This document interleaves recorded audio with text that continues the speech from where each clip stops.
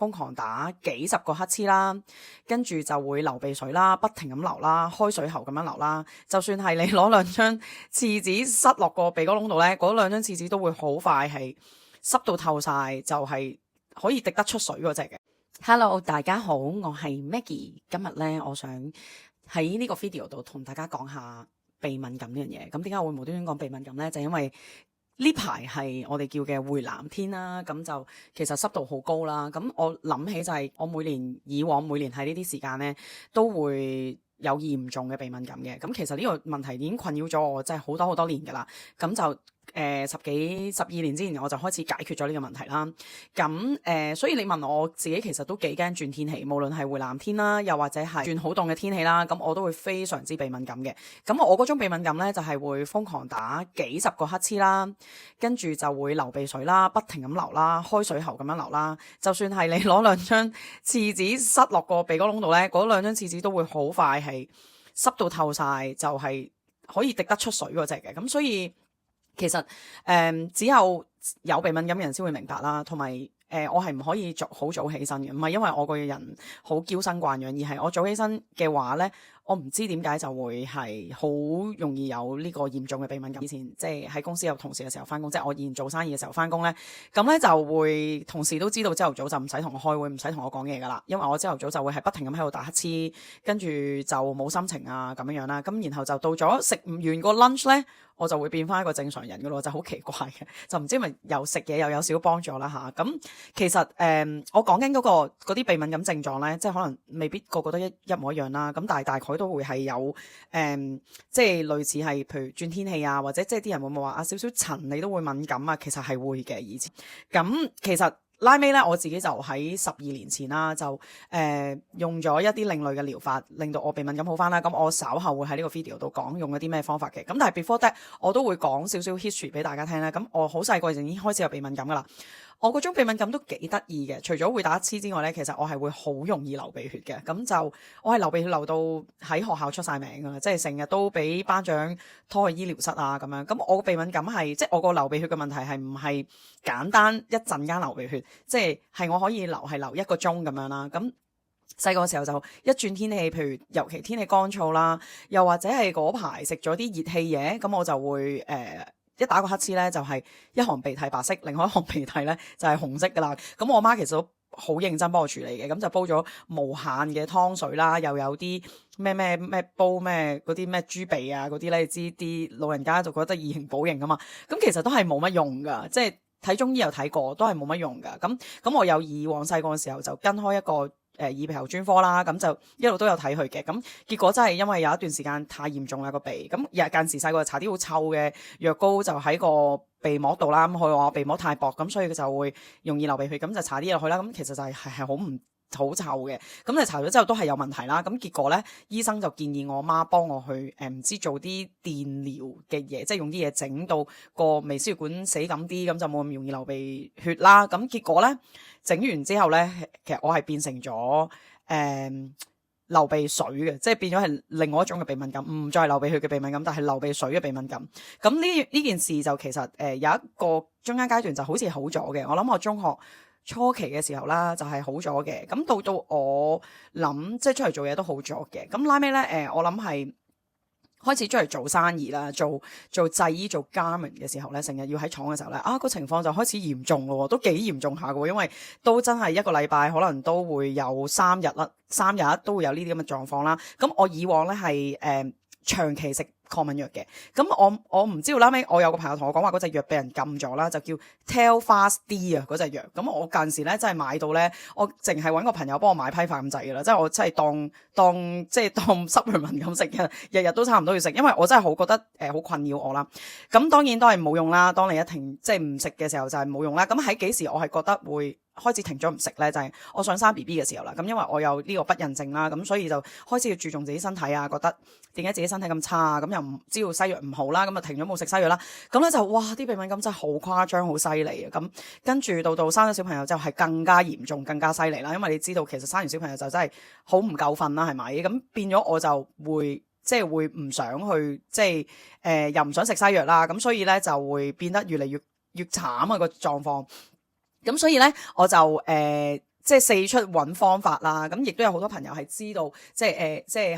介紹啲方法俾我，識得咩好嘅中醫啊，咩針灸啊，全部都介紹俾我嘅。咁但係咧，即係好老實講，真係個作用唔大。咁我到最後，即係我有一次翻去睇我個專科嘅時候，又再攞啲噴鼻劑嘅時候咧，咁其實嗰個醫生又同我講話，哇，你咁樣咧長期噴都唔係辦法喎，你知唔知你噴緊呢啲係啲類固醇嚟㗎？其實唔建議長期噴㗎，噴1個月其實就要停㗎啦，咁樣。咁我就話，咁點啊？我冇辦法喎，咁真係好唔到喎，咁唔係點咧？咁樣。咁跟住佢就同我講，佢話，其實你個環境因素都好大㗎，不如你唔好做製醫啦，即係叫我唔好做我嗰陣時做緊嗰間廠。我心諗，即係雖然鼻敏感真係辛苦到死啦，咁我諗如果我唔做我生意，我揾唔到食嘅話，我會死得快啲啊。咁跟住咁，我梗係冇喺佢面前講啦。咁我都好 frustrated，因為呢件事都已經困擾咗我。講緊即係由我做生意開始到我生小朋友都即係 back and forth 都10幾年嘅時間啦。咁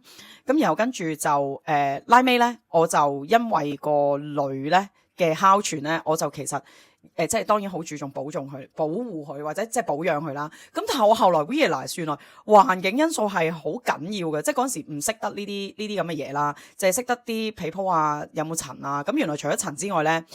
我想講毛菌係好誇張嘅，即係譬如好似而家天氣潮濕咁，點解有啲人鼻敏感就會發得好犀利咧？就係因為其實毛菌係無色無味，即係當然你有啲毛菌係好犀利嘅時候就會好大陣味啦。但係呢啲時間其實菌嗰個滋生係好犀利嘅，咁所以我哋又睇唔到嘅時候咧，其實就會好容易有鼻敏感啦。咁所以咧，控制濕度咧係即係好重要啦。呢個係我第一點要提大家噶啦。另外就係咧，其實我哋將床褥係好污糟噶，即係我哋即係當然枕頭袋、枕頭係可以洗啦，係咪？咁我即係都會 keep 住叫工人姐姐去幫手，每個禮拜都換2次枕頭袋啦。咁但係你個床褥咧，其實係儲咗好多你嘅汗水啦，係極度污糟。我係高度建議有鼻敏感嘅朋友咧，你喺淘寶度買部嗰啲洗床褥嘅機啊。咁我買一部就好似唔知1500蚊咁上下錢啦。咁但係我就而家真係每個月即係我而家冇咁密啦，咁即係隔個月我就會去吸一次個床褥啦。其實吸完之後係抽乾啦，係好舒服、好乾淨咯。同埋我想講，我第一次去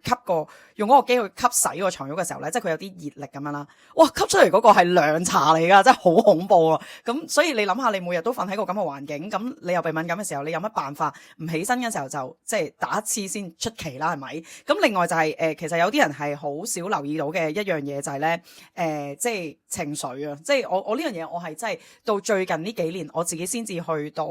研究啦。咁因為咧我就好中意研究呢本書Message from the Body。咁呢本書咧真係好正嘅，咁佢裏邊咧有講每一個唔同嘅病啦，其實都有佢嘅心理嘅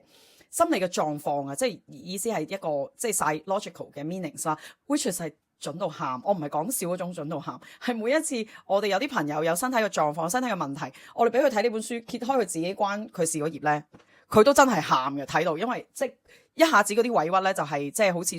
宣泄晒出嚟啦咁樣。咁所以我就今日咧就喺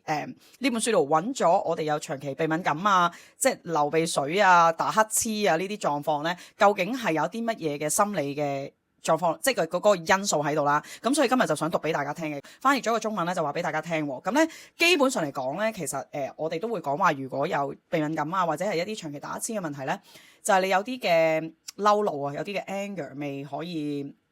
宣泄到啊，或者未表達到嘅時候，就會有呢個情況啦。咁咧，如果你有頻繁嘅打乞嗤嘅情緒含義咧，就係失落與悲傷。咁呢個人咧正經歷一種失去嘅感覺，同時間又擔心將來會繼續失去啦。往往即將感受到喜悅或者好事發生嘅時候咧，內心都會冒出一個念頭：呢個美好嘅事情咧，我終究都會失去嘅，即係到最後都會冇嘅，好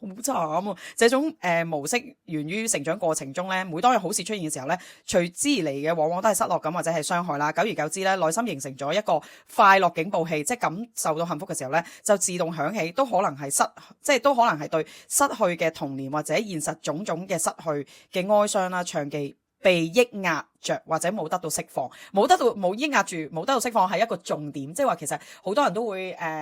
童年有啲嘢係失去咗啦，咁即係呢樣嘢都好 resonate 到我嘅經歷嘅。咁即係其實我睇完之後我就發覺，